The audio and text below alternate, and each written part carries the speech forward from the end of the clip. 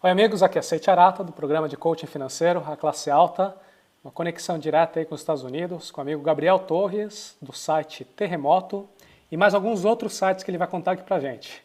Tudo bem, Gabriel? Tudo jóia, como é que você tá? Muito bom falar contigo. É a primeira vez que a gente bate esse papo e antes de começar gravando eu falei, Gabriel, eu olhei o site, aliás, quem não conhece ainda, vá para o terremoto.com.br. Existem, na data de gravação desse vídeo, mais de 115, 114 resenhas de diferentes livros de autores nacionais, autores estrangeiros, tanto no idioma inglês como no idioma português. Tudo na área de educação financeira, investimentos, enfim, está super alinhado com o trabalho que a gente faz aqui no A Classe Alta.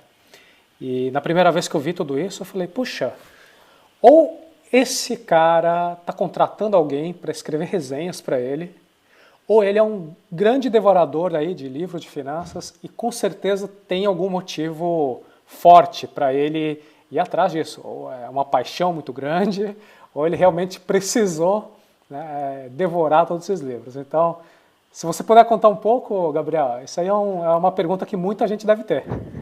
Pois é, a resposta é porque eu precisei devorar tantos livros. Na verdade, o que aconteceu, eu sempre tive muita assim, facilidade para ganhar dinheiro, então eu sempre tive essa veia assim, empreendedora desde pequeno, então isso aí foi sempre fácil para mim ganhar dinheiro. Mas o problema é que eu sempre estava gastando mais do que ganhava, né?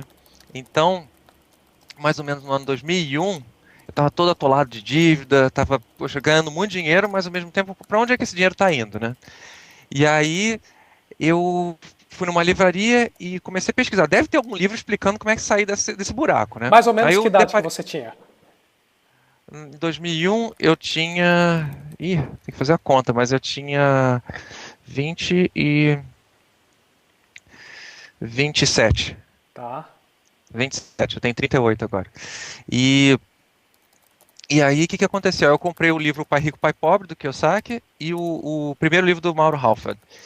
E aí, esses livros me abriram, eu fiquei, assim, totalmente meio fora do ar, assim, alguns dias depois que eu li esses livros, que eu falei, caramba, eu tô fazendo tudo errado, entendeu? Tá tudo, tudo que eu tinha, as ideias que eu tinha sobre dinheiro estavam todas erradas, entendeu? Porque o lance todo não era ganhar mais dinheiro. Eu tava ganhando bastante dinheiro. O problema é que eu tava gastando muito dinheiro, entendeu? E com besteira e não tinha controle nenhum, né?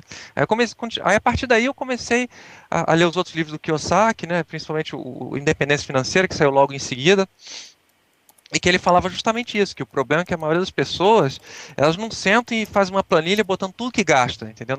Com precisão de centavo, porque elas não querem ter a noção do câncer financeiro onde elas estão. Aí eu falei assim, caraca, eu acho que é isso que eu tenho, né? Um câncer financeiro, o negócio vai comendo todo o meu dinheiro.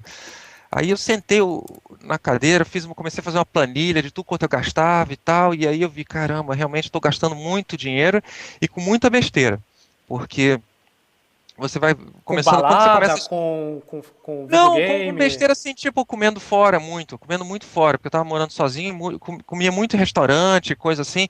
E aí são despesas que, poxa, é R$ 20 aqui, é R$ 10 ali, é R$ 2 num copo de suco ali na esquina, mais R$ 3 num pastelzinho ali.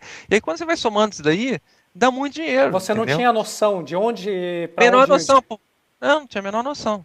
E na época eu fiz algumas decisões muito péssimas, né? Na época eu não sabia melhor, quer dizer, eu comprei um carro zero, importado, novo, financiado. Né? Tava morando num apartamento financiado, entendeu? Tem várias histórias aí para falar sobre isso, mas a questão toda do carro financiado, o grande problema é que era um carro muito caro, que depois que eu fui me tocar que eu não tinha dinheiro para manter o carro. Porque eu falei assim, tudo bem, eu consigo pagar a prestação, mas não é só a prestação. Todo ano tinha que pagar manutenção, e a manutenção era caríssima, entendeu? A gasolina disparou de preço naquele ano, então já, caramba, eu não consigo ter dinheiro para botar gasolina, né? E a prestação da casa, o financiamento. Tudo bem, eu consigo pagar o financiamento hoje, mas o financiamento do Brasil ele funciona de uma forma que a cada ano você tem a correção monetária. E aí a prestação da minha casa começou, sei lá, com R$ 800, dali a pouco pulou para 1.000, 1.000 e pouco, já estava 2.000, estava quase R$ 3.000. Eu falei assim, caramba, não tem como pagar isso, entendeu? E, e aí que eu comecei a devorar os livros, né? E aí nessa época, esse site Terremoto, eu já tinha para um outro projeto que eu tinha de ser um site sobre como ganhar dinheiro na internet. né, assim, para pessoas empreendedores que tinham site na internet, falando forma de monetizar o seu site. Foi Mas aí assim que o essa terremoto ideia começou? foi assim que começou, em 99. E, mas aí a bolha da internet estourou, né, no final dos anos 90 e início dos anos 2000, e aí o pessoal perdeu meu interesse nesse assunto, e eu estava empolgado com essa coisa da educação financeira. Aí montei um grupo de estudos entre meus amigos, né? Eu chamei meus amigos, não, você tem que ler esse livro, Eu fiquei meio.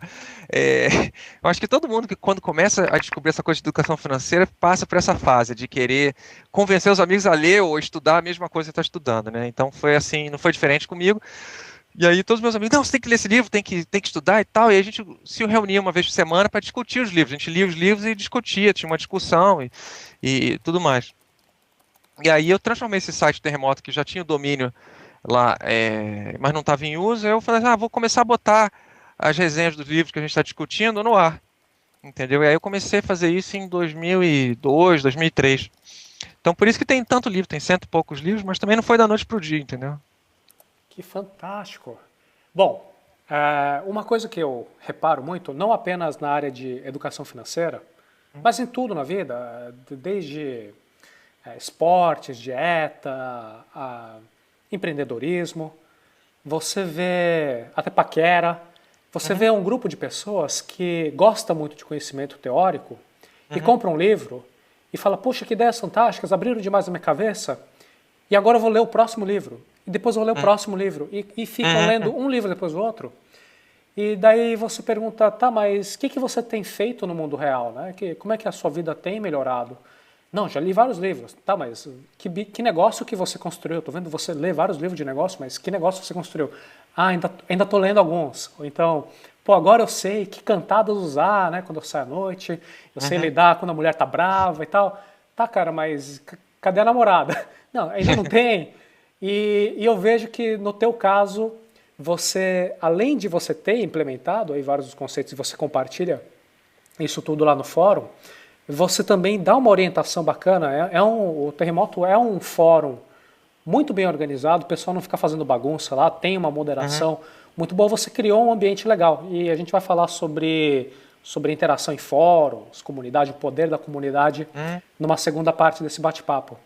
Mas que tipo de dica que você dá para as pessoas que eventualmente estejam aí meio que nesse ritmo, né, de ler o Pai Rico, Pai Pobre, já leu um outro livro, está procurando o próximo, mas ainda está meio quebrado, ainda continua com algumas práticas não muito saudáveis. Tem algumas recomendações É. para passar? Eu acho que você falou tudo, né? Porque eu conheço muitas pessoas que eu falo assim, que eles perguntam, como é que você teve sucesso e tal? Eu falo, falando para rico para pobre. Aí o cara fala, bom, mas eu li para rico para pobre, nada mudou na minha vida. Porque não adianta só ler, você tem que colocar em prática. É mesmo um bom exemplo, aquele filme O Segredo, né? E que depois virou livro e tal, que a quantidade de crítico que tem aquele livro, aquele filme é enorme, né? E o pessoal fala assim, pô, mas aquilo ali é bando de balela e tal. Mas o pessoal perde, não se toca que não é questão de, eu quero ter US$ 1 milhão e vou acordar no dia seguinte com US$ 1 milhão. Tem que botar a prática, né? É que nem nesse filme mesmo, o cara fala, eu quero ter US$ 1 milhão. Aí como é que eu tenho que fazer? Tem que vender não sei quantos livros. Aí o cara correu atrás para vender aqueles tantos livros, né? E às vezes o pessoal fica pensando, não, o cara só pensou que queria ter US$ 1 milhão e de repente ele acordou com US$ 1 milhão. Não foi, né? No meu caso em particular, o que aconteceu foi a primeira coisa que eu passei a fazer foi fazer essa planilha de despesas, né? O quanto eu ganhava eu sabia, eu tinha um controle de quanto eu ganhava, mas não tinha um controle com precisão de centavos de quanto eu gastava. E isso daí é muito importante, porque às vezes eu converso com muita gente, o pessoal fala assim, quanto é que você ganha, quanto é que você gasta? Aí o cara me fala, mais ou menos tanto e mais ou menos tanto. Aí eu falei, mais ou menos é complicado, porque eu tinha esse problema também. Eu sabia que, eu gastava mais ou menos, vamos dizer, vou botar um número aqui só para você ter uma ideia. Eu mais ou menos gastava R$ 3.000 por mês. E aí quando eu botei na ponta do lápis e botei na planilha, no Excel, tudo bonitinho, com os R$ 2 aqui, R$ 3 ali e tal, era o triplo disso, entendeu? 3 vezes mais do que eu achava. Aí eu falei, caramba, né? Então, como é que eu vou fazer? Então, eu acho que o importante é começar a se movimentar, entendeu? Eu acho que essa coisa da questão do controle da despesa e da receita é o passo principal. E sem isso, você não tem a menor ideia onde você está hoje e onde você quer chegar. Se seu problema é aumentar a receita ou diminuir a despesa. Porque às vezes o meu caso era o problema era na despesa, mas tem muita gente que o problema é na receita. O cara já cortou tudo que Verdade. podia Sim. e ele precisa correr atrás de, não, eu preciso ter mais receitas. Aí o problema é um pouco diferente. Como eu falei, eu nunca tive problema assim de ser empreendedor, sempre fui muito empreendedor. Então, para mim, ganhar, ou bolar um negócio novo para ganhar dinheiro, isso aí para mim sempre foi muito relativamente fácil, entendeu? Eu sei que essa pergunta que Agora, eu vou te fazer agora não é tão simples. Como que você daria algumas dicas para as pessoas, de alguma forma, despertarem esse lado empreendedor? Talvez seguindo cara, algumas ideias suas aí. Cara, no Brasil tem um curso que no Brasil é ministrado pelo Sebrae chamado Empretec. Não sei se você já ouviu falar, é um curso excepcional, eu fiz esse curso. Ele é um curso de empreendedorismo prático, não é um curso teórico, então por isso que ele é sensacional, é um curso vivencial, onde eles falam, olha, a gente fez uma pesquisa e notou que todos os empreendedores têm é, esse número de características. E nesse curso a gente vai treinar essas características. E o pessoal bota desafios para você treinar essas características. Então no curso você tem a oportunidade de treinar essas características e você vai se autoanalisar no curso e ver quais dessas características são deficientes em você e onde você precisa trabalhar mais, vamos dizer assim, né? Não é estudar não, você não precisa estudar, esse negócio é botar a mão na massa, porque tem muita gente sem estudo que é bem sucedida, né? Por exemplo, no meu caso, no Empretec, os dois pontos fracos do meu era negócio de planejamento, né? Então, e bateu certinho com o que realmente na minha vida pessoal era, o negócio do planejamento, é sentar e fazer o planejamento de longo prazo e tal. E no Empretec mesmo eles conversam e falam que a maioria dos brasileiros o problema é planejamento. O pessoal no Brasil é muito do fazejamento, né? Sai fazendo e sem planejar muito e tudo mais, né? Vamos que vamos. Hoje É. em É um dia, curso que vale a pena. Hoje em dia eu acho que é um pouquinho caro, não é um cursinho assim de R$ 50, mas também vale a pena. Assim, vale a pena fazer o esforço e procura o Sebrae da sua cidade. No site do Sebrae tem onde é ministrado esse curso. É um curso de imersão, você não pode fazer mais nada enquanto faz esse curso, porque é um curso que começa, sei lá, 8 da manhã e não tem hora para acabar. E é assim. que bacana. Hoje em dia você ainda faz o teu monitoramento de despesas? No meu caso, eu Totalmente. senti a dificuldade com Excel, porque até eu lembrar, pô, quando eu voltar para frente do computador, eu tenho que anotar que eu gastei tanto, e eu acabava não fazendo. Hoje em dia eu uso aplicativos de iPhone, tem vários, né, Uhum. para Android, para iPhone. No teu caso, que dica que você daria para a pessoa que quer Olha, ter essa disciplina? olha, no meu caso, como é que eu faço? Eu tenho um pedacinho de papel dentro da minha carteira. Pode parecer assim, é o jeito menos tecnológico possível de um cara super tecnológico, sabe?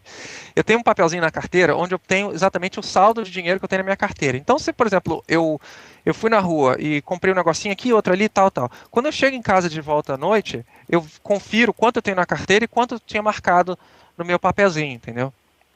E eu vi, eu gastei US$ 10, vamos dizer, que eu moro nos Estados Unidos, no caso, mas no Brasil, eu gastei R$ 10, R$ 20.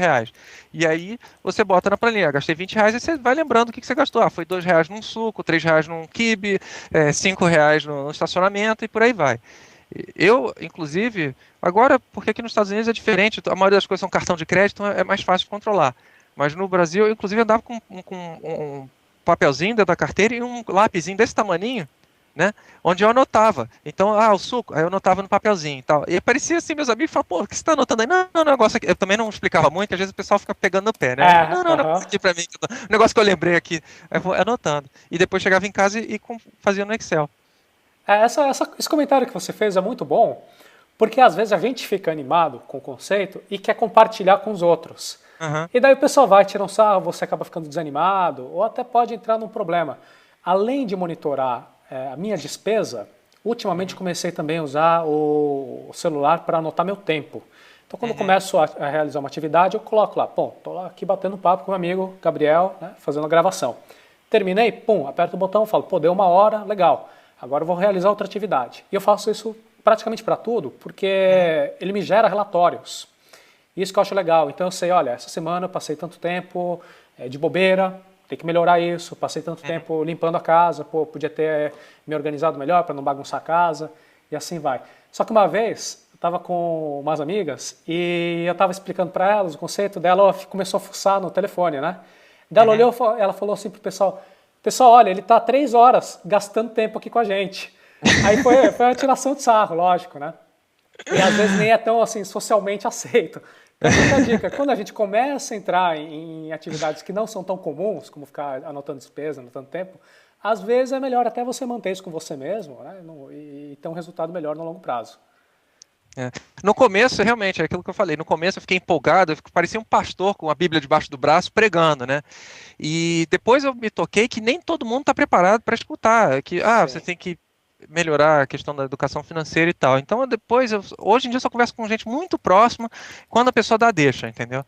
Então por isso que hoje, quando eu faço essas minhas anotações e tal, eu não dou muita satisfação não, entendeu? Eu fico na minha. Por conta disso, porque eu já tomei algumas cabeçadas assim de tentar explicar, porque o grande problema é você ver a pessoa que está ferrada, tá ferrada de grana, tá com várias dificuldades na vida e você tenta ajudar e a pessoa não está preparada para aceitar ajuda, entendeu? E isso daí é frustrante. Você vai lá, tenta ajudar e tal, e você vê que a pessoa continua naquele buraco, né? E não sai daquele buraco. Mas aí você tem que falar, poxa, a pessoa não está preparada ainda, entendeu? Não vai ter um dia lá que, de repente, nunca vai cair a ficha, né? Vai dar o clique lá que para a pessoa melhorar as condições de vida dela, condição financeira.